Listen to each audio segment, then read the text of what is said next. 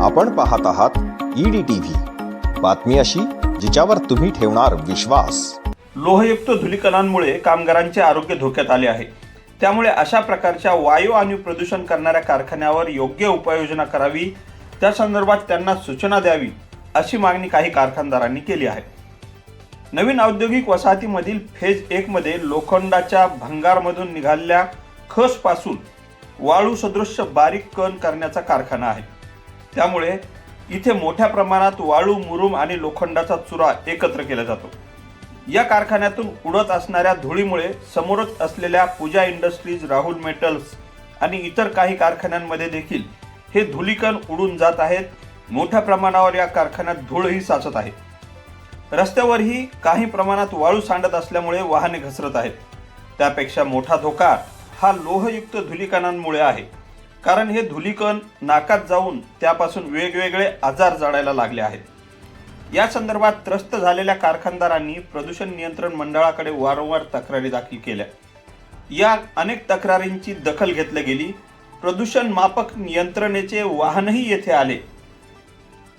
हे वाहन पाहताच समोरच्या कारखानदाराने कामच बंद ठेवले। सोबतच जे वाहन होते ते वाहन देखील झाडाखाली लावले गेल्यामुळे जे तुम्ही पाहत आहात, आता तुम्हीच सांगा, धुराड्याभोवती वाऱ्यामुळे हलणाऱ्या फांद्यांनी इथपर्यंत धूळ पोहोचेल का?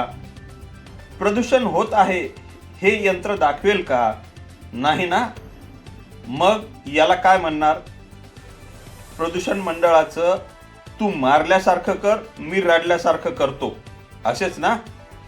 या संदर्भात प्रदूषण नियंत्रण मंडळाच्या अधिकारी श्रीमती सिंधू कापरे म्हणाल्या, जर तक्रारदारांचे समाधान झाले नसेल तर आपण पुन्हा अशा प्रकारची मशीन आणून पुन्हा वायू प्रदूषण मोजू आणि त्यांचे समाधान करू, असेही त्या म्हणाल्या। नेमकी ही काय अडचण आहे, कोणाकोणाला आहे, ते आता पाहूयात। तर मी प्रितेश मंत्री। आमची अडचण ही आहे का, आम्ही व्यंकटेश ॲग्रोमधून आहे आणि माझे मित्र हे पूजा इंडस्ट्रीजमध्ये आहे। पूजा इंडस्ट्री, पियुष प्रिया आणि हे राहुल मेटल्सचे राहुल सर। आमची अडचण ही आहे का, आम्ही 2 वर्षापासून पॉल्युशन कंट्रोलवाल्यांचं फॉलोअप घेतो आहे, पण आमचं अजूनपर्यंत आमच्या प्रॉब्लेमचं सोल्युशन झालेलं नाही। आम्ही 2 वर्षापासून कंटिन्यू पाठपुरावठा घेतो आहे। आमच्या समोर एक कंपनी आलेली आहे, त्याचा इथं कोणताही होर्डिंग वगैरे लावलेला नाही आहे, GST नंबर दाखवलेला नाही आहे, पण समोरच्या कंपनीमध्ये मेटल क्रशिंगचं काम होतं आहे। त्याच्यातून माती आणि धूर हे खूप जास्त प्रमाणात उडतं आहे आणि हे सगळ्यामुळे आम्हाला खूप जास्त त्रास होतो आहे।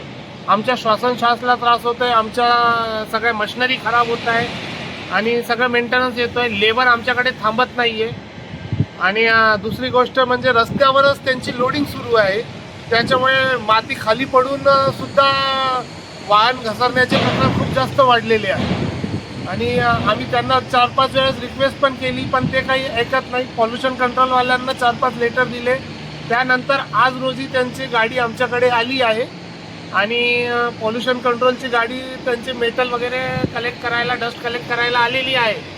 पण आज रोजी समोरच्या कंपनीला हे माहीत झाल्यानंतर त्यांनी आज कामच सुरू केलं नाही। तर हे गाडी लावून अर्थ राहणार का नाही राहणार हे मला सांगता येणार नाही। आम्हाला सिंधू कापरे मॅडम सहयोग करत आहे, पण हे खूप पाठपुरवठा झाल्यानंतर सहयोग होत आहे आणि आम्हाला खरोखरच खूप त्रास होतो आहे। आणि गाडीच्या वर जसं सेन्सर वगैरे लावलेले आहे, ते झाडाखाली असल्यामुळे ते कितपत काम करणार याची आम्हाला पूर्ण माहिती नाही आहे।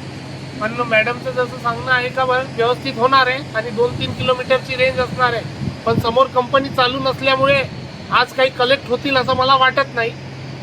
पण आता जे काही योग्य कारवाई होईल ते करावी आणि आम्हाला या त्रासापासून सुटका द्यावी, हीच आमची इच्छा आहे। आणि कलेक्टर ऑफिसला आम्ही निवेदन दिलेलं आहे, पण अजून तिथून पण काही कार्यवाही झालेली नाही आहे।